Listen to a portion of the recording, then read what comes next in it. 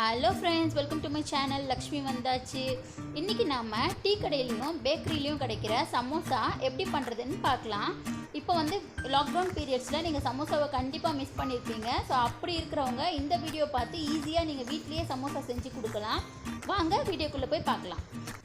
First நம்ம அந்த மாவு பிசைகிறதுக்கு அரை கப் அளவுக்கு மைதா மாவு எடுத்துக்கலாம். அதே மாதிரி அரை கப் அளவுக்கு கோதுமை மாவு எடுத்துக்கலாம். அதுக்கப்புறமா இதில் வந்து கொஞ்சமாக ஓமம் போட்டுக்கலாம். அதுக்கப்புறம் தேவையான அளவு உப்பு போட்டுடலாம். அடுத்து இதில் 2 ஸ்பூன் அளவுக்கு எண்ணெய் விட்டுடலாம். ஸோ இப்போ இது எல்லாத்தையும் நம்ம வந்து நல்லா மிக்ஸ் பண்ணிக்கலாம்.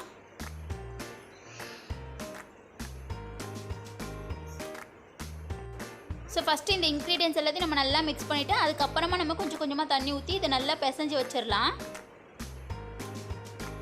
ஸோ இப்போ நல்லா மிக்ஸ் பண்ணியாச்சு. பாருங்கள், இந்த மாதிரி பிடிக்கிற அளவுக்கு இருக்கணும்.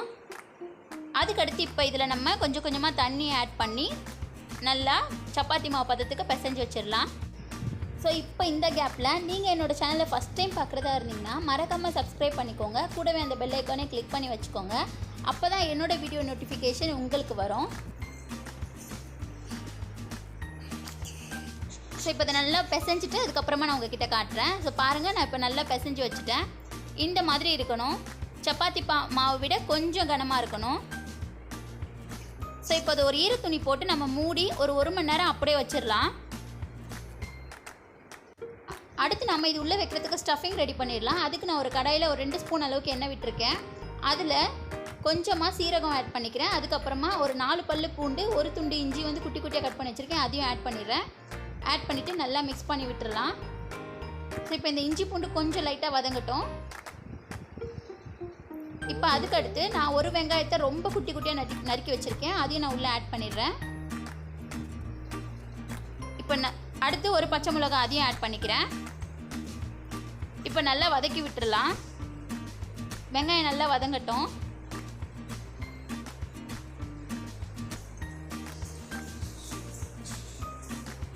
அப்புறமா ஒரு அரை கப் அளவுக்கு நான் பதப்படுத்தி வச்ச பட்டாணி ஆட் பண்ணியிருக்கேன். உங்ககிட்ட வந்து ஃப்ரெஷ் பட்டாணி கிடச்சிச்சின்னா நீங்கள் ஆட் பண்ணிக்கலாம்.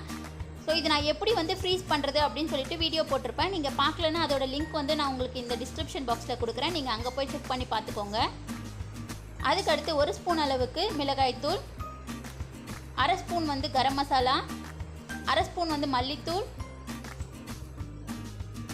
அரை ஸ்பூன் வந்து சாட் மசாலா, தேவையான உப்பு. சாட் மசாலா வந்து ஆப்ஷனல் தான், நீங்கள் இருந்தால் ஆட் பண்ணலாம், இல்லைன்னா ஒன்றும் ப்ராப்ளம் இல்லை. ஸோ இப்போ இதெல்லாத்தையும் நல்லா மிக்ஸ் பண்ணி விட்டுடலாம். இப்போ இது நல்லா மிக்ஸ் பண்ண பிறகு நாம் இதில் ஒரு 4 உருளைக்கிழங்கு வந்து நான் வேக வச்சு மசிச்சு வச்சுருக்கேன், அதை உள்ளே ஆட் பண்ணிடுறேன். மசிச்சுன்னா ரொம்ப மசிக்க வேணாம், கொஞ்சம் வந்து உருளைக்கிழங்கு கட்டி கட்டியாக இருக்க மாதிரியே நம்ம கட் பண்ணிக்கலாம். இப்போ இதை உள்ளே போட்டுட்டு நல்லா நம்ம கலரி விட்டுடலாம். ஸோ பாருங்கள், இந்த மாதிரி இருக்கணும். இதுதான் கரெக்டான ஸ்டேஜ். நம்ம வந்து ஸ்டவ் ஆஃப் பண்ணிடலாம். நம்மளோட ஸ்டஃபிங் வந்து ரெடி ஆகிடுச்சு. ஸோ இந்த மாதிரி உருண்டு வரணும். இப்போ 1 hour ஆயிடுச்சு. நாம் அந்த மாவுலேருந்து கொஞ்சமாக எடுத்துக்கலாம். ஒரு சின்ன உருண்டையாக எடுத்து அதை நல்லா உருட்டிட்டு இப்போ வந்து மறுபடியும் ஏதாவது ஒரு மாவில் வந்து நம்ம டிப் பண்ணிக்கலாம். மைதா மாவு இல்லை கோதுமை மாவு, எந்த மாவில் வேணால் நம்ம டிப் பண்ணிக்கலாம். ஸோ இந்த மாதிரி மாவு வந்து மேலே தூவிட்டு இப்படி தேய்ச்சிக்கணும். நீல வாக்கில் தேய்க்கணும், நம்ம உருண்டையாக தேய்க்கக்கூடாது. தேய்ச்சிட்டு இதை வந்து நம்ம 2ஆக கட் பண்ணிடலாம்.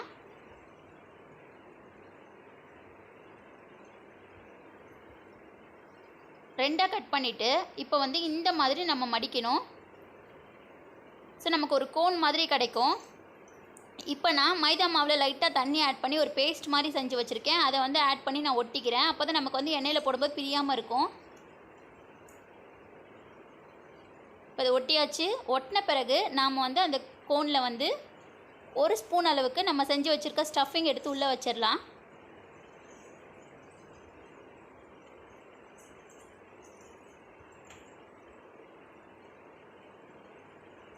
ஸ்டஃபிங் வச்சுட்டு மறுபடியும் வந்து நம்ம மேலேயும் அந்த பேஸ்ட் ஆட் பண்ணிடலாம். ஆட் பண்ணிவிட்டு மடித்து விடணும். இந்த மாதிரி ஆட் பண்ணிவிட்டு நம்ம வந்து மடித்து விட்டுடலாம். ஸோ பாருங்கள் எப்படி மடிக்கணும்னு.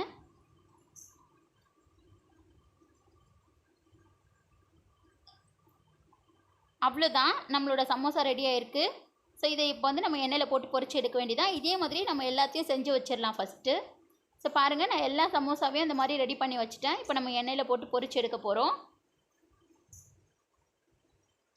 அதுக்கு எண்ணெய் நல்லா காஞ்சிருக்கு. அதில் வந்து நான் ஒரு சமோசாவாக எடுத்து உள்ளே வைக்கிறேன். வச்சுட்டு இப்போ சமோசா வந்து திருப்பி போட்டு 2 பக்கமும் நல்லா வெந்து பொன்னிறமான பிறகு நம்ம எடுத்து வெளியில் வைக்கணும். இப்போ பாருங்கள், நம்ம ஆட் பண்ண 4 சமோசாவும் நல்லா வந்து 2 பக்கமும் பொன்னிறமாக இருக்குது. நம்ம எடுத்து வெளியில் வச்சிடலாம். அவ்வளோதான், நம்மளோட சமோசா வந்து ரொம்ப சூப்பராக ரெடி ஆயிடுச்சு. ரொம்ப ஈஸியாக பண்ணக்கூடியது. இதே மாதிரியே நம்ம மீதி இருக்க எல்லா சமோசாவையும் உள்ளே போட்டு பொரித்து எடுத்துடலாம். ஸோ நம்மளோட சமோசா பாருங்கள் எவ்வளோ குயிக்காக ஈஸியாக நம்ம வந்து வீட்டிலே செஞ்சிட்டோம்.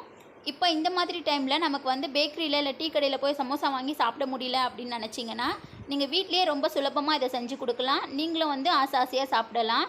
இந்த வீடியோ கண்டிப்பாக உங்களுக்கு பிடிச்சிருக்கும்னு நினைக்கிறேன். பிடிச்சிருந்தா லைக் பண்ணுங்கள், கமெண்ட் பண்ணுங்கள், உங்கள் ஃப்ரெண்ட்ஸ் அண்ட் ஃபேமிலி கூட ஷேர் பண்ணுங்கள்.